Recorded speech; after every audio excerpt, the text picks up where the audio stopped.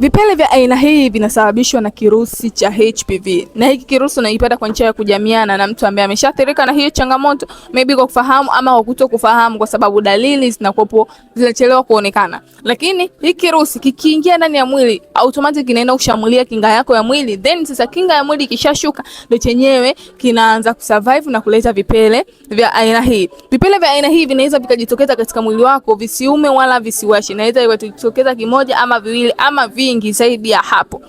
Wewe tiba ambayo ukopo unaifanya ni tiba ya kwenda kuvikata ama kuvichoma, na umeshakata sana, lakini hivi vipele vinajitokeza sana katika maeneo yako ya siri.